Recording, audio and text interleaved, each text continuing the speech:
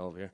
Obviously, first fight week is the reigning UFC champion. So I guess how's fight week been this time around? Has camp has been any different? Because we always hear these former fighters say, like, the second you become champion, you just get a little better, and fight camp is a little harder. But I'm curious if it's true in your mind. For me, I felt like my last fight camp, I truly shifted gears, and then it just turned out to be a really weird fight week. I ended up sick going into the fight, and so the game plan just kind of went out the window, and the ultimate goal was just to, it didn't matter what it looked like, just to attain the world title. And now this fight camp, this is honestly the first fight camp in a long time that I've had a lot of fun. Just kind of breaking things down differently. My mind's been in a completely different place. I feel like I've truly just stepped into my shoes and owned all the hard work I've had for the last 14 years. And, the only things that I can control in a fight is myself. And so the biggest thing for me was, how am I going to beat me? And it was really fun, just dissecting myself and truly shifting gears. So yeah, it's been different. Obviously, a lot of this buildup is, dating back to The Ultimate Fighter. I think you guys are the only two left from that season still on the roster. So I'm curious, is this personal for you, or is it just, another fight and it's just all the noise around, it's just buildup? There's a lot of noise around it. This is definitely a history fight. I feel like initially Dana thought that we would match up for the finale. She ended up winning that season. I won fight of the season, and in that fight, I ended up sustaining a broken hand, a fractured forearm, and stitches. And people just don't understand the intensity that goes into that short time frame of filming. And so it just didn't play out. I lost in the semifinals, and now here's our journeys all these years later. What I don't understand is it's a fight that I've wanted for a very long time, and it's taken 11 years to get here. But needless to say, I'm super excited for this one. And so, the animosity, is she someone who definitely gets under my skin? Absolutely. I didn't know Julianna going into the house, and then I just quickly learned her personality. And so it's just been years that I'm like, hey, let's do this.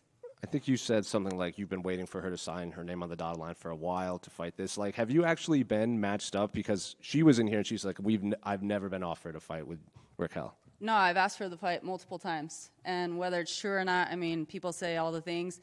They're like, she doesn't want to fight you. And so, we know Julianna. She's going to say 100% different. But I've asked for it for years, and somehow it's never aligned. But it is what it is. She was also in here, and she said that she doesn't think you are a good representation of the women's bantamweight division because you don't promote it. She said something about how you turned down Embedded or something like that, and she's just said the question presented was, who wants to win this title more? And she goes, it's me, because I can promote this division and everything. So do you think that's just her talking again, or does she believe that? We all know that Julianna has a master's degree in yapology. All she does is talk shit. She keeps herself relevant that way. And to sit here and say, I turned down Embedded, how does she know anything into what I'm even doing? It's interesting, but, she just yaps and she talks. But at the end of the day, I've always been me. I stay authentic to who I am. I don't feel the need to go out there and do all the extra shit talking and whatnot. This is 14 years of hard work. I got here just staying in my lane, and you want to call me a terrible representation, I didn't see her doing any better. She, she had the biggest upset, and then she turned around and she got her ass handed to her for 5 rounds. And so where's the representation in that? But I can tell you for sure, I'm here to stay and still. Kind of going off of that, I think if you win, you tie Amanda. When I win. When you win, you tie Amanda for the most wins in this division. I'm curious, did you think you would be competing this long? Because a lot of fighters, they have they go, I want to retire at 35 with all these wins. I'm curious, did you think you would reach this far in your career? No, honestly, when I started this 14 years ago, sports medicine has changed so much. When you got to a certain point in this career, just as an athlete in general, you hit 35 and that sounds real old. And just kind of putting your body through the ringer. But like I said, sports medicine's changed so much. And honestly, I feel truly in my prime. I remember when it was okay, I'm going to fight until I'm 31, 32. And in fighting, the years go fast. You get into a fight camp, and before you know it, half of the year's gone. So yeah, no, I didn't think it was going to be this long. But, I've stuck it out. And like I said, I feel in my prime, and all the stars are aligning, and I'm super excited. In terms of the actual fight, I think, you said you could envision this being a war. Julianna's coach said, she has the advantage in power. Julianna said that her coaches... And your power? That's what she says. Is her coaches are going to let the dog off the chain. So I'm curious, how do you see this fight playing out as you laugh at it? At the end of the day, the way that I see it is, honestly, we're the last two from the Ultimate Fighter. We've been here for a long time, but I've been the most active. I've fought in the best of the best. I've done a bunch of things throughout my career. And just when it comes to it, she sits there, anybody sits there and they're like, oh, you don't let your hands go. Dana's been telling me for how many years now? I think you said that on Tough, right? On Tough, after every single fight, his exact words, let your fucking hands go. There's a reason for that. I've crossed a lot of coaches' paths. I've hit mitts with a lot of people, and they're like, dude, the power that you produce. I train with the guys because the girls, they get frustrated when I train with them, and it's not even trying to hit anybody hard. Like, I just have a snap behind me. So, I know I have true power, and I know that I have true skill behind me in every which way. I feel like coming off the Ultimate Fighter, I was categorized as a brawler, but I truly feel like a well-rounded mixed martial artist. I have a great jiu-jitsu game. I have a great wrestling game. My coach is always telling me, he's like, hey, I just want to put you in some wrestling matches. And it's like, absolutely not. He's like, you're really good at it. And so, just overall, her coaches can say what they want. She can say what she wants. But I feel like I'm the more polished fighter going into this. And then last one for me. I know you're focused on Julianna, but there is a big name on the undercard in Kayla Harrison. Yeah. She was in here earlier, and, she's said, this entire time, when I beat Caitlin, I'll turn around and fight on 5 minutes' notice against the winner of that. And then just earlier today, she said she thinks she could beat you, Ketlin, and Julianna in a single night if asked. So do you think that's her just kind of selling future fights? Do you think that's just confidence? And as a champion, do you like hearing that, knowing this is a possible big-name opponent that you could have down? I think she's doing exactly what she needs to. She's selling herself. She's hyping herself. She's being her biggest hype man. But at the end of the day, she needs to calm down a little bit. She's now on the biggest stage with a ton of talent. And I feel like she's truly taken away from the division with that idea. But she'll be humbled. She'll be humbled soon. And so, I think it's awesome, though. It's kind of like when Holly Holm came in. She came in with a huge hype behind her and whatnot. And I feel like Kayla is that new era of Holly Holm bringing that hype behind her. But at the end of the day, she's just a human being. She's a female. And I feel like the world is truly underestimating Ketlin right now. I think this weekend is going to be a great fight. But, yeah, I definitely see that as a number one contender fight. Raquel, right over here. Was fighting in Salt Lake City a conscious decision so that you could have as much family as possible, just a state over, be able to travel for your first title defense? No, it was offered to me, and I've never been the type of person to turn down any fight or any place, I've been all over the world with doing this and stuff, and so it just so happens that we fell into Salt Lake City. And, coming out here, I came out for a hockey game and doing some media stuff. And I didn't realize the amazing fans out here. I am so excited for the energy that's going to come with it, and it just so happens to fall close to home that, my entire family's going to be here. My family from Florida is making the trip. Tisha's family's making the trip. All our close friends. Man, it couldn't be any better. You just mentioned this with Jose, and I am curious. I spoke to Phil Rowe a couple of years ago, and he mentioned having a very natural, snappy punch.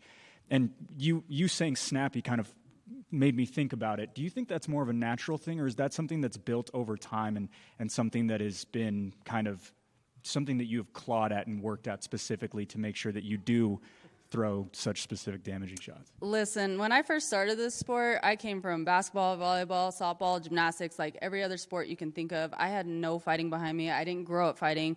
I had an annoying cousin. They call us Chip and Dale. We're 5 months apart, and he's the only one that I fought, but I don't think my technique was that great, even though I got the better hand all the time. And my first training session, we went in, we talked to the coach, and he's like, here's what this sport is, and here's practice tomorrow.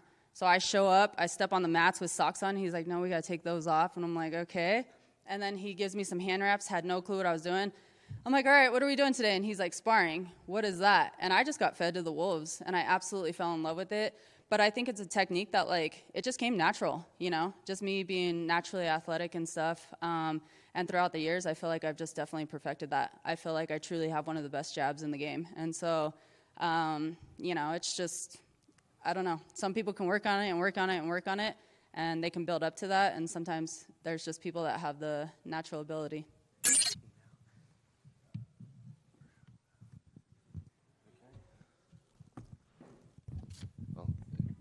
Julianna over here. Obviously, big fight on a title that you've wanted back since your last fight, and against an opponent that I feel like you've kind of been circling for pretty much both of your entire career. So I guess how was camp, and I guess what are the emotions now that are only a few days removed from this fight that you've been calling for?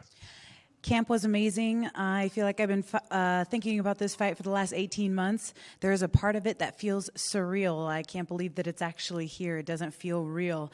But I'm happy, I'm motivated, I'm excited. I'm ready to go. Has it felt like one long fight camp for you? Because even after Amanda's last fight and she retired, Dana White at the post-fight in Vancouver was like, Julianna's probably going to fight for the title, whoever she's fighting next. And obviously you weren't ready to go. So has this just felt like one long, drawn-out fight camp since your last fight? I'll tell you, the hardest part for me in all of my preparations is never my opponent. It's always myself and making sure that my body is healthy, willing, and able to carry me through the fight. So, yes, it's always felt like one big fight in order to get to the actual fight. And it's not necessarily about anything else other than is my body willing and able, and is it going to carry me through to get inside the octagon? And obviously, the big story is, from your time on The Ultimate Fighter to now, I think you guys are the only two fighters left from that season still in the UFC. So I'm curious, did you ever think Raquel would get to this point? Like, when you were sharing a room with her and training with her and being around her, did you see her ever reaching the championship or fighting for the title even back then? I have to be honest, and I don't mean this in any sort of disrespectful way, but I've never thought about Raquel and her fighting and what she's doing and how her career is going and the trajectory of how she's going. It's always just been a focus on me and myself and what I know I can do. Were you surprised that she was the one welcoming you back with the title? Because I know you and Myra had some issues, and people thought it would be you two matched up, and then Raquel stepped in. Did you ever think it would be her holding the belt when you would return? No. To answer your question, no, I did not. However, I will say that she has earned the opportunity, and she, did everything that she needed to do in order to, get gold. To me, it has always felt almost like she was fighting for an interim, just because I fell out with Amanda and I wasn't able to make that fight. Let me also piggyback that with, it was my fault. It was my fault that I wasn't able to fight with Amanda, and it was my fault that she was fighting for interim. So the only person that I can blame is myself. She said that you've been avoiding citing the dotted line for like a long time. She said that in a few interviews now. Like, were you guys ever matched up after The Ultimate Fighter? No, and that's the part that doesn't make sense. We've never had a fight. They've never offered me Raquel. They never said to fight Raquel. Ever since I won The Ultimate Fighter, I have always been looking in front of my windshield. I've never been looking in the rearview mirror. So I've always been going up the ladder, and I haven't been focusing too much on, down the ladder. She also said that she even prepared for two fights for this, Kayla and Julianna, in case Julianna pulls out again or anything like that. Do you think she's just saying that, or do you think she actually did try to prepare for two fights? The only reason why I laughed at that statement is I was like, yeah, it's true. I always do get injured, so it's good for her. She will have realized that she made a mistake on Saturday night. And then last one for me, I think you were in Manchester, correct? Yes, sir, I was. To watch Bilal. Yeah. And at his media day, he said that, Chicago sports isn't in the best shape right now, and he wanted to kind of take that mantle and run with it as like the champion in Chicago. So I guess, what was it like seeing him win the title and then, possibly getting the second title back to Chicago? Well, that was my hope, too, when I won it the first time. I won the belt. I brought it back to the lake, and I was trying to make, Chicago sports scene, trying to motivate those Bears and trying to motivate, all the White Sox and anybody else I could that was playing professional sports in Chicago. Not so much my luck there. Bilal's doing a great job of representing the city of Chicago, and I'm looking forward to, bringing the belt back again so that we can both, especially coming from the same gym, be representing Chicago and being champions and hopefully motivating the other teams to, step up their game. Yeah, it's not looking too hot for the White Sox. Julianna, right over here. You're one of the few fighters on this card who can say that they've competed in Utah before. Right before you got to The Ultimate Fighter, you competed here in Orem, Utah. Is that kind of a leg up for you, knowing that you've tested the waters of this elevation, which is always a storyline coming into Salt Lake City? I will say it's what gives me confidence. I'll take you back to that time period in my life. In February of that year, I got ran over by a car walking on the sidewalk. A few months later, not even, my instructor, who's also a promoter in Spokane, Washington, said, my main event fell out and I need you to step up on short notice. And it had only been a couple of months since I had my nose shattered, which is this gigantic scar you see here, and since I jacked up my neck and my back from getting ran over. I took the fight on short notice. I got armbarred in front of all my friends and family, and I was so upset because I was like, I quit, I'm done. It was so embarrassing. It was my first loss experiencing that, and I was very embarrassed, but I was done with the sport. Fearing that I was done, he said, called me up, you have a fight in less than 2 weeks. I was about 153 pounds or something like that, and I had to make 125 here in Salt Lake City. So on 2 weeks' notice, I missed weight for the first and last time in my career at 127. They did not give me the pound, which I think I needed another pound too. So anyways, I was at 127. I came in. I remember my instructor pulling me out of the sauna by the scruff of my neck because I had passed out in the sauna, and we thought I was dead. They didn't give me an IV. They wouldn't let me rehydrate. My hands were cramped up like this, and I lost a hometown decision to a girl from here, Salt Lake City. So for me, it was like, wow, if that doesn't give you the confidence that you can fight like in Salt Lake City on 2 weeks' notice, coming off of the couch, doing absolutely nothing, and going to a decision, which you could say, obviously I'm always going to be biased. I'm like, it could have gone either way. So for me, that is another thing that gives me a little added confidence, like that I'll be okay. Given that tumultuous lead up to that fight, is there some sort of a personal redemption arc for you here, trying to look back and get that title back? Absolutely, absolutely. For me, that was one of the challenges that I wanted to give to myself is, back then it wasn't in your favor, but this time it's going to be different. That's it. Julianna, right over here. You said that this is the biggest fight of your life and the most important fight of your career. Did that lead to any different preparations or, training coming into this one, any more intensity than normal? I know that this is going to sound cliche, but every single fight that I fight is the biggest fight of my life. But I feel like, especially at this day and age, the window of fighting for me narrows day by day by day. I am not no spring chicken no more. I'm not 21 years old, But with that being said comes experience, comes a bit of wiseness in the game. I feel like, again, every fight is the biggest fight of my life, but especially this one because I'm going for gold again, and you're not going to get 100 chances to fight for the belt. It took me a long time of calling for the belt to want to get to this point, and now that I'm at this point, it's to maintain, and I'm always going to be in these championship fights. So these are gigantic fights for me, and I'm going to do everything that I can to seize the moment. And Raquel said that in the end, it's going to come down to who wants this more. How confident are you that you want this championship victory more than your opponent? I believe that I want this opportunity and that this championship belt means more to me than it does to her. And it's very clear when you match us up side by side. Raquel has not been a good representation of the women's bantamweight division. She has not promoted. She has said no to embedded. She has constantly done everything that she can to avoid being the face of women's MMA and not being that big face that wants to promote and be that great representation of women's MMA. That to me is, you're telling me nothing, but you're showing me everything, or you're showing me nothing, but you're telling me everything, by not being that person that is letting everybody know that you're fighting. I want to be that person. That's my role, and I can do it better. And that's why I believe that I'm going to be able to seal the deal on Saturday night and get that gold again.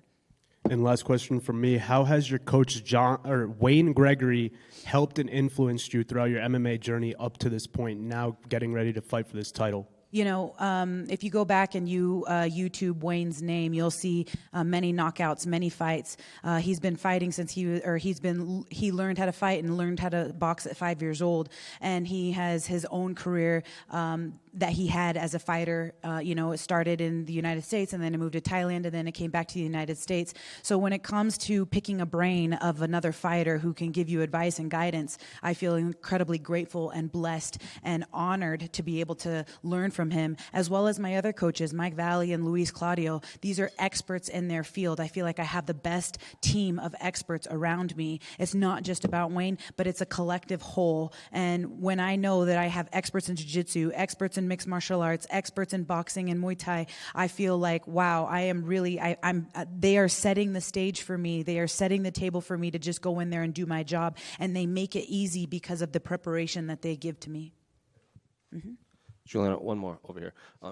When you were talking about how, like, Raquel, she hasn't been this representation of women's MMA because she's not promoting, is it, like, I know you're focused on the fight on Saturday, but there's obviously this big name that's also on this card in Kayla, and I think when you fought Amanda, that brought a lot of eyeballs to the sport because people always said Amanda needed a foil that could challenge her on the mic, and Kayla seems to be already promoting a fight with you, and you don't even have a fight lined up yet against her, so are you not looking past Raquel, but, like, are you kind of excited about the possibility of just the build-up to a fight with Kayla Harrison and the press conferences and the medias and the embeddeds that it could lead to in the eyes on this division? Again, I like how you phrased that question because you said not looking past Raquel.